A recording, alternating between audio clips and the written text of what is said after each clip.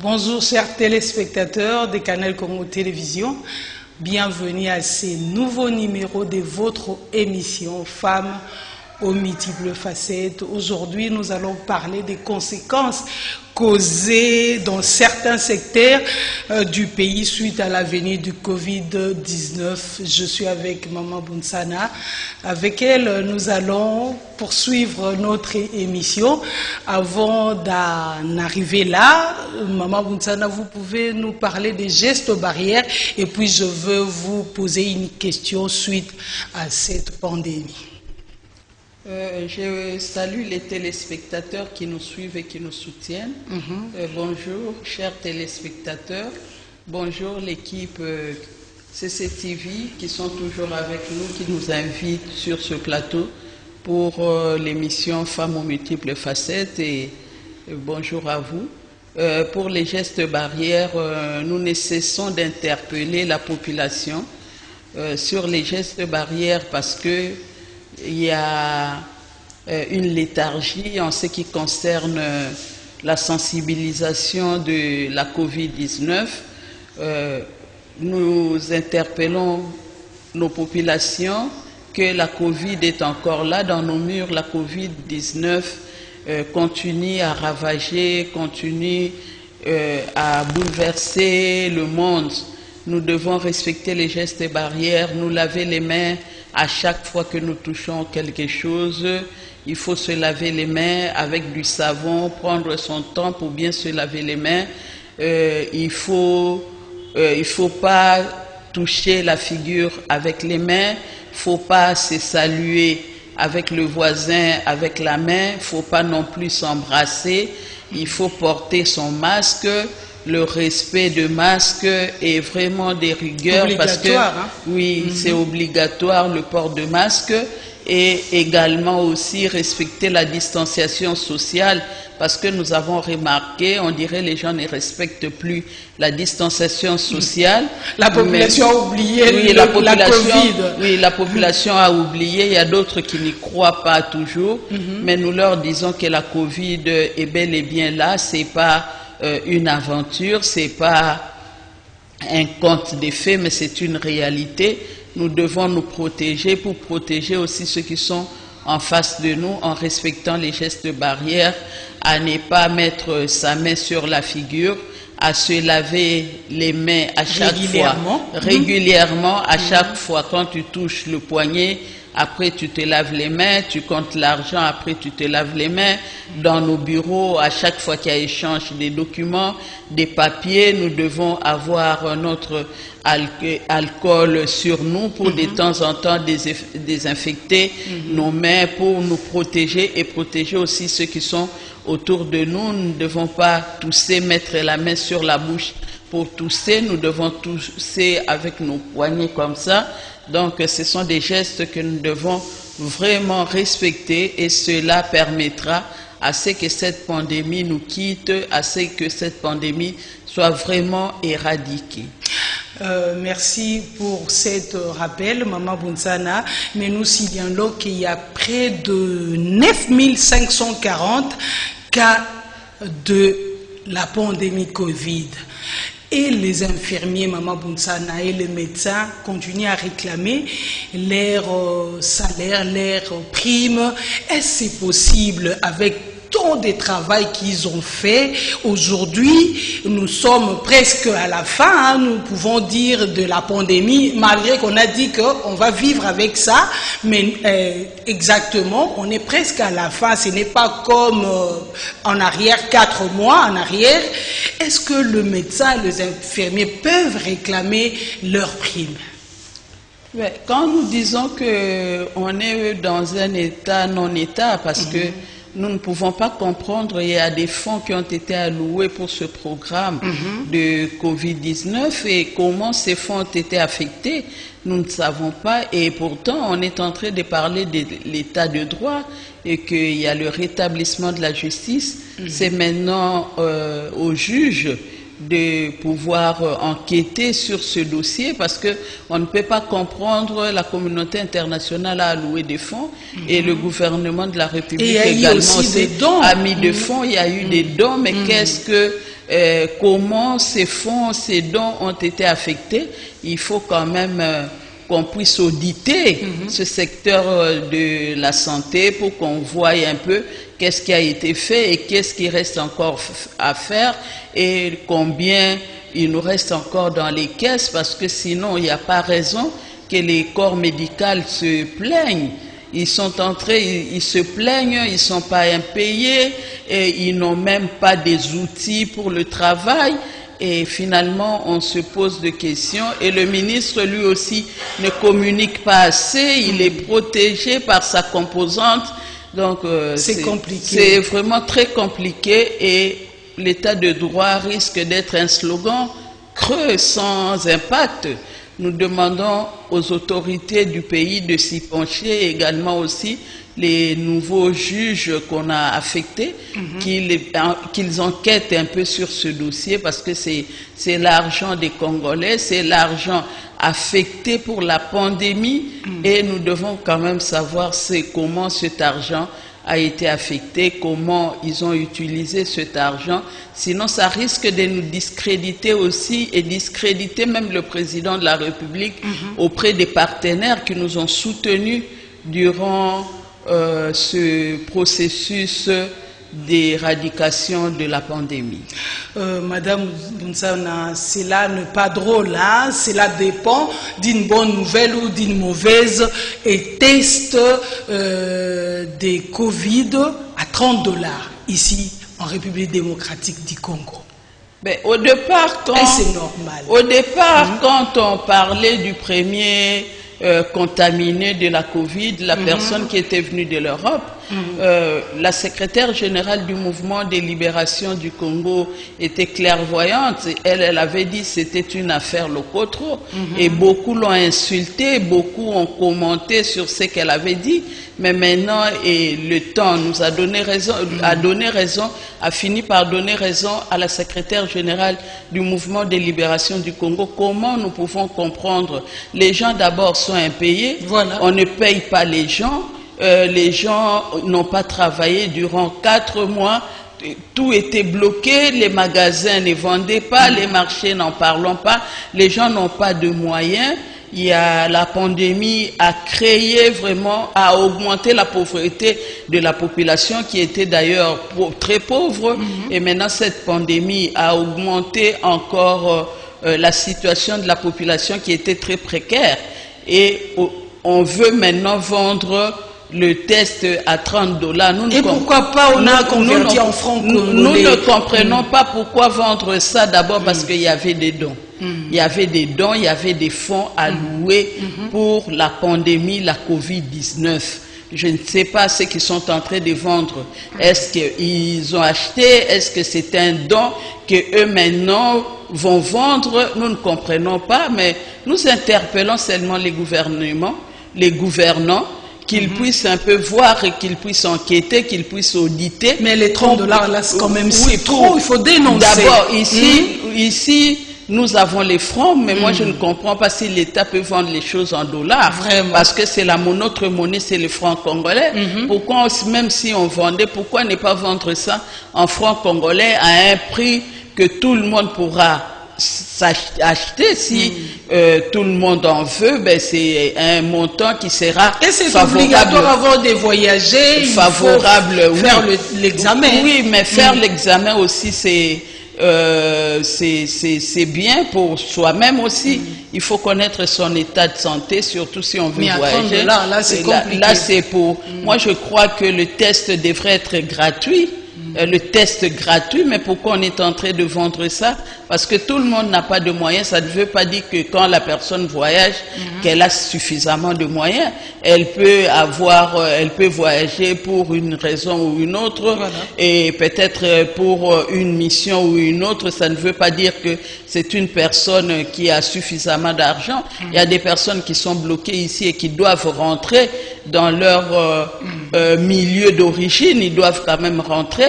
Et quand les personnes n'ont même pas de quoi pour se nourrir et vous leur imposer le test à $30, là vraiment c'est inhumain. Et nous interpellons toujours le ministre de la Santé qu'il puisse un peu essayer d'organiser un peu son secteur, de réaménager les choses pour que les choses soient rétablies selon les principes normaux, parce que là, c'est vraiment très compliqué. On ne comprend pas comment on peut se jouer de la santé des gens, la santé qui est primordiale, mais on est en train de jouer avec la santé.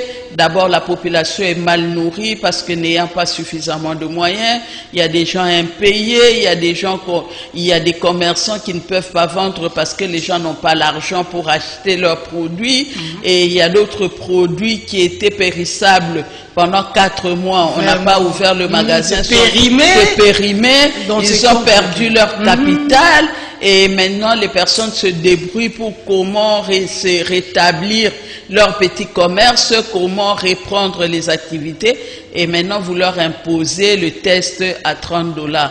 Moi je demande que ce test-là soit vraiment gratuit pour permettre à tout le monde, à chacun de nous, de pouvoir se tester, parce que sinon ça devient un luxe pour une catégorie de personnes et les autres n'iront pas se tester parce qu'ils n'ont pas de moyens. Or le test devrait être gratuit et que tout le monde pouvait se tester, parce que c'est pour se prévenir aussi. Mais c'est dommage. Parlons enseignement, Madame Bunsana, le ministre, vous êtes au courant, c'est déjà la rentrée depuis le lundi, la réouverture des écoles depuis le lundi, mais malheureusement dans son calendrier, le ministre de l'EPST, il a dit que la clôture c'est au mois de septembre. Donc nous disons, quand nous calculons, il n'y a qu'un mois. Dites-moi un peu, Madame, est-ce que cela n'aura pas de conséquences sur les élèves? Un mois. Moi, je vous dis, déjà, nous avons un problème avec notre éducation. L'éducation en République démocratique du Congo n'est pas à la hauteur. Et nous avons déjà des problèmes, et c'est un secteur qu'on doit réformer. Et si on continue à jouer avec l'éducation, moi, je ne sais pas comment, qu'est-ce que nous voulons faire de cette République démocratique, parce que des personnes, des enfants qui n'ont pas étudié pendant 4 ou 5 mois, oui, 4 mois, ils sont restés à la maison, et aujourd'hui vous dites ils doivent reprendre seulement pour 1 mois. Moi je ne sais pas comment ils ont fait, ils ont résumé les cours, comment les cours vont être dispensés, et là moi je ne sais pas. Moi je suis aussi enseignante à l'université, il y a mes étudiants qui m'ont appelé hier pour me demander, Madame, nous vous attendons pour le projet. J'ai dit, mais même la paritaire ne m'a pas donné le programme.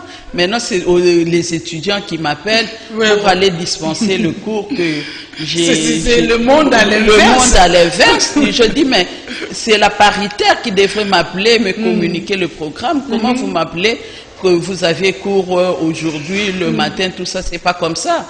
Les choses doivent se préparer. Je peux pas venir vous parler comme un charlatan. Il faut quand même préparer le cours, il faut le programmer, il faut faire, en principe, on devrait d'abord, avant de commencer le cours, même si on a désinfecté, mais il fallait quand même tenir une réunion pour pouvoir voir comment nous pouvons orienter les choses. Voilà. Parce qu'on ne joue pas avec l'éducation. L'éducation, c'est le fondement même de la nation. Si demain, nous voulons avoir une nation crédible, il faut que nous puissions bien former notre jeunesse, sinon on est parti pour je ne sais où. Les professeurs de l'INEKI nous réclament leur salaire. Madame Bunsana, vous êtes professeur aussi.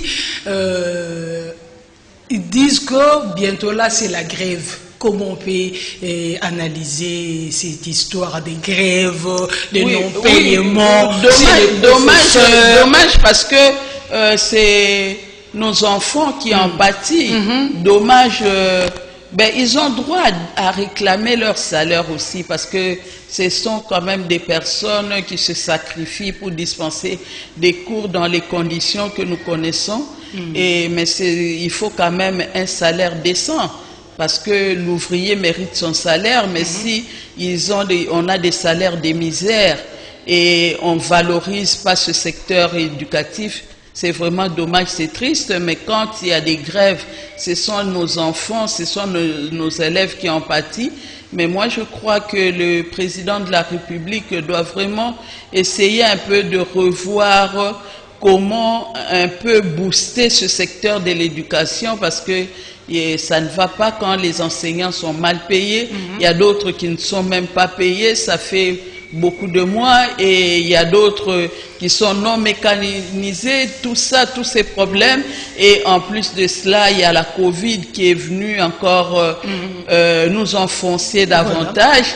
Et brusquement, les cours doivent reprendre. Il n'y a pas un programme, on ne dit pas comment reprendre ces cours, et pour un mois, les élèves des humanités, de l'école primaire, finalement, nous ne savons pas comment ces cours vont être dispensés, et puis après, ils vont leur donner, il y aura des examens, et ils vont, je dirais, distribuer les bulletins. Voilà, et après le diplôme, distribuer en cascade. Donc là, c'est vraiment pas normal, c'est vraiment pas correct. Nous ne devons pas calquer ce qui s'est fait dans d'autres pays, parce que ce sont des pays très développés. Eux, pendant les confinements, il y avait chaque maison, il y a des conditions, l'internet est là à la portée de tous, et les élèves ont pu suivre. Et nous voulons calquer ce qui s'est fait ailleurs, mais le contexte n'est pas le même.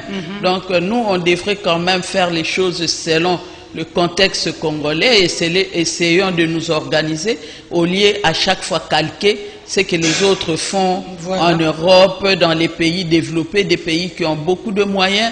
Et c'est un terrain très glissant. Oui, des pays qui ont eu la formation en ligne, et nous ici, pour acheter d'abord le méga, c'est compliqué. Oui, c'est acheter, c'est compliqué. Et la RTNC, et il y a d'autres, il n'y avait pas d'électricité chez eux, qui n'ont même pas suivi. Et ceux qui ont suivi, ils ont vraiment assimilé ce qui s'est donné à la télévision. Et puis là, ils ont commencé ça quand? C'est vers la fin du déconfinement. Donc tout ça a créé des problèmes, et que nous ne pouvons pas faire croire que nous allons le résoudre en peu de temps. Donc c'est question d'établir un programme cohérent. Et moi, je proposais même qu'on puisse élargir l'année scolaire. Il fallait rallonger l'année scolaire, supprimer les autres vacances pour pouvoir mieux enseigner les élèves, et pour qu'ils soient aussi à la hauteur, parce qu'on ne passe pas de classe comme ça. C'est pas un jeu de dames, c'est pas un jeu, c'est toute une vie. Donc il faut que les enfants soient bien formés pour pouvoir accéder à la classe supérieure. C'est pourquoi Madame Cécile Chiombo de Sieko, lui, il crie, il dit niet à la rentrée scolaire pour cette année, mais heureusement ou malheureusement pour elle, ils étaient avec le président de la République. Voyons voir la suite. Hein. Oui, mais parce que sinon, c'est du n'importe quoi, parce qu'ils veulent faire croire qu'il n'y a pas l'année blanche, mais le fond, c'est le fond qui compte. Et tout ça, c'est pour faire miroiter aux autres que nous sommes vraiment des élèves dociles, non? Vous avez un conseil à donner? Là, ça impacte. Moi, je crois qu'on doit réaménager le calendrier scolaire.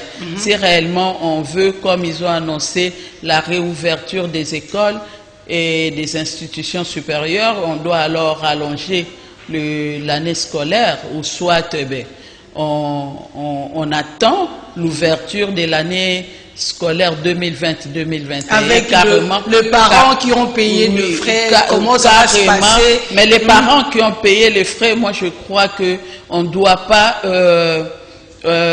comment je peux dire, on doit essayer de voir trouver un compromis, parce que les parents, ça ne dépendait pas d'eux, ça ne dépendait pas non plus des écoles, mais il faut qu'on trouve un terrain d'entente, un compromis, parce qu'on ne peut pas jeter son argent comme ça. On paye le Minerval pour que l'enfant étudie, et quand il n'y avait pas, c'était l'école fermée, et après, vous demandez encore aux parents de payer. Moi, je crois que c'est même malhonnête, c'est l'escroquerie. C'est vraiment malhonnête. Là, c'est malhonnête, c'est l'escroquerie de l'État. Donc, on doit essayer de revoir un peu avec les écoles, parce qu'on est tous des parents. Nous devons revoir un peu comment aménager, tant soit peu, cet apport des parents sur en ce qui concerne le Minerval, comment réduire soit les frais ou bien s'il y avait encore d'autres frais à payer, ben, qu'on laisse ces frais-là et qu'on considère déjà ce qui a été payé et qu'on comptabilise, qu'on voit comment les parents, les enfants peuvent rentrer sans qu'on demande aux parents de payer encore. Et si réellement les cours ne reprenaient pas, parce que là, moi je ne vois pas comment on va reprendre les cours pour un mois, et puis il y a des examens, c'est du n'importe quoi. Avec un problème alors, de la s'ils maintiennent leur position de reprendre les cours, mais ils doivent aussi prendre en compte les dépenses que les parents avaient effectuées. Donc, ils doivent considérer ça. Ils ne doivent pas se dire que c'est l'argent oublié, payé maintenant. Non. Moi, je pense que les universités, les instituts doivent revoir un peu comment aider aussi les parents et les étudiants. Pour les autres, les autres, c'est la gratuité. Ben, c'est bien, même si c'est la gratuité.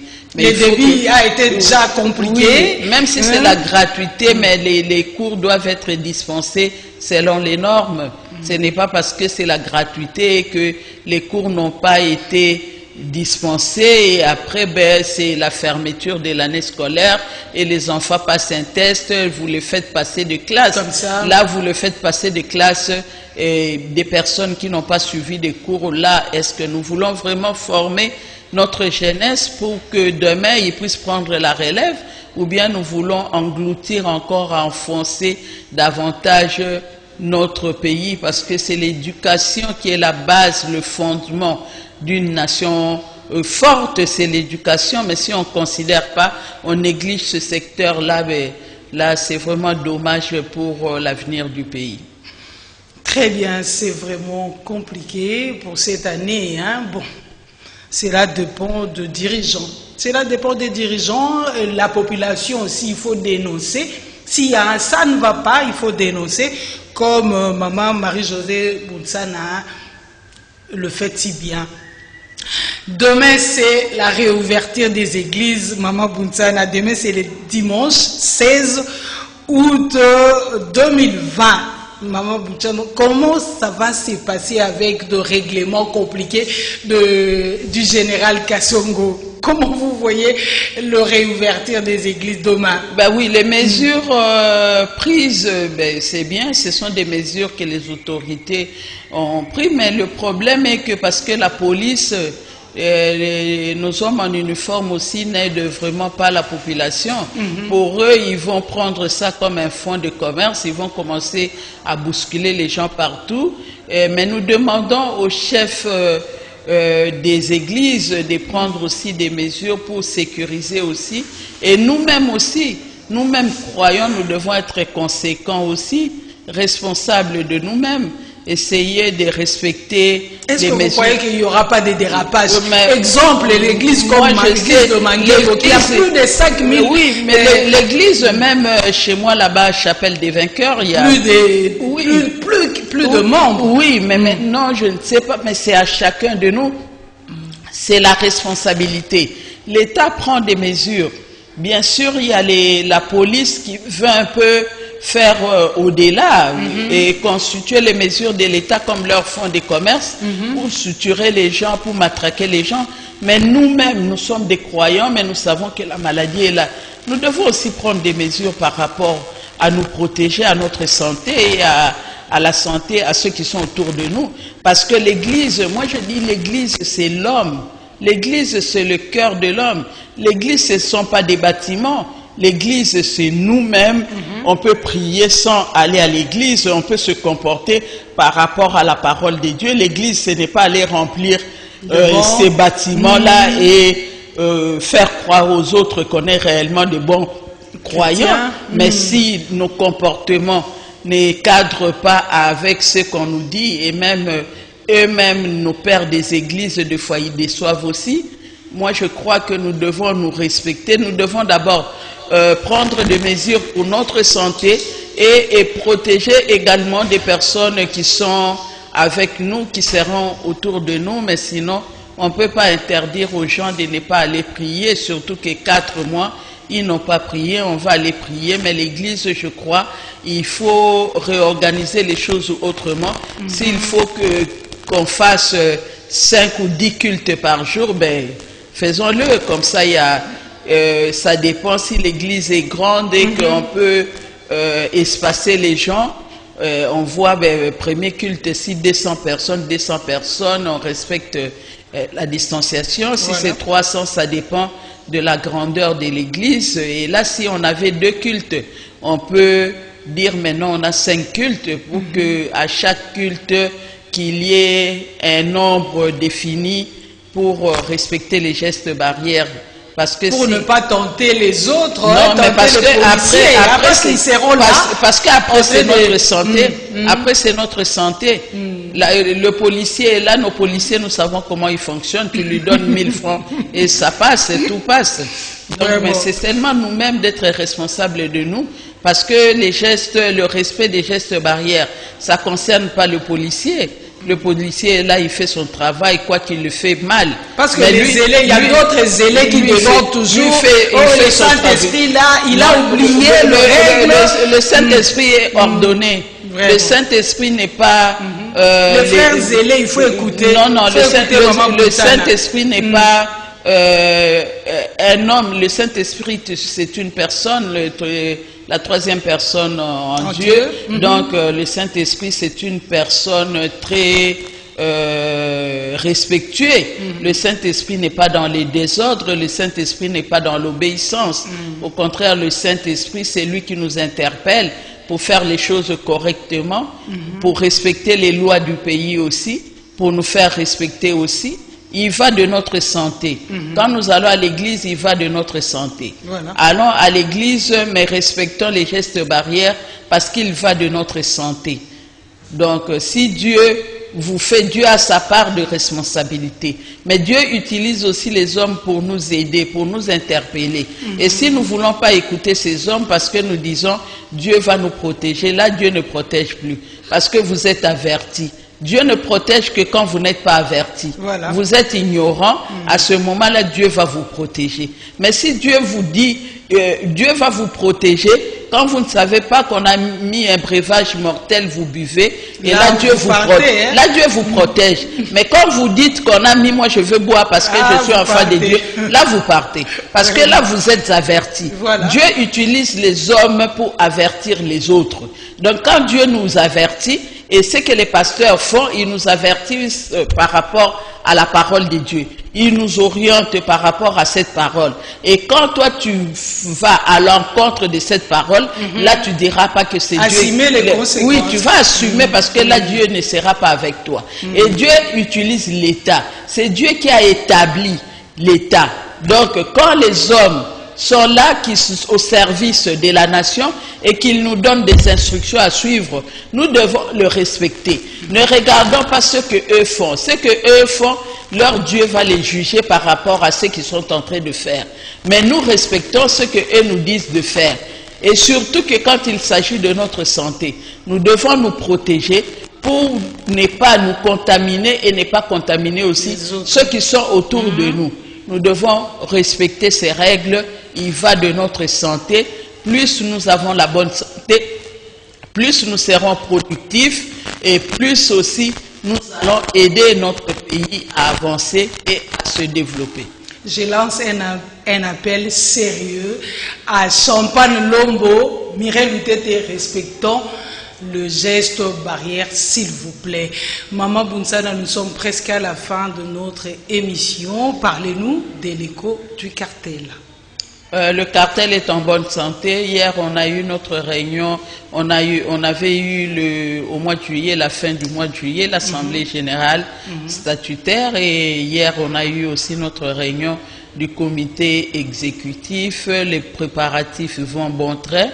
Nous aurons le mois prochain une formation. Et également aussi, nous préparons notre anniversaire que nous allons fêter au mois de novembre. Nous sommes là, nous sommes en train de donner nos cotisations et l'uniforme on a déjà choisi notre uniforme. Les mamans oui, donc, brillantes. Nous préparons ce grand événement. Ça sera vraiment un grand événement parce que les 5 années, c'est quand même beaucoup dans la vie d'une association, et pas n'importe quelle association, une association des femmes de la majorité au pouvoir et de l'opposition, et il y a chaque tendance, donc c'est pas facile, et nous allons célébrer cet événement. Vous serez tous invités. C'est votre dernier mot? Oui, le dernier mot, les femmes du cartel, demain, il y a réouverture des églises. Nous sommes des chrétiennes, des chrétiens. Nous devons continuer. J'interpelle aussi ceux de ma famille, les amis, respectons les gestes barrières. Ne pas nous embourber dans la masse, parce que la contamination n'est pas bonne pour nous-mêmes et pour ceux qui sont autour de nous. Nous devons être en bonne santé pour pouvoir travailler et pour pouvoir aussi faire développer notre pays. Donc, respectons les gestes barrières. La Covid-19 est encore dans nos murs. Elle continue à ravager. Elle continue son bonhomme de chemin. Donc, nous devons lui faire barrière pour qu'elle soit éradiquée en République démocratique du Congo. Bon week-end à Champagne Lombo, c'en est fini pour aujourd'hui. Je dis merci à l'équipe technique. Je vois Karine Bébé, Moron Zambé, Doudou Montiri, Alec Kabongo, Maman Bunsana, merci à vous aussi. Merci. D'être toujours fidèle à notre appel. Merci, merci. Au revoir, très chers téléspectateurs. Au revoir, très prochainement. Merci.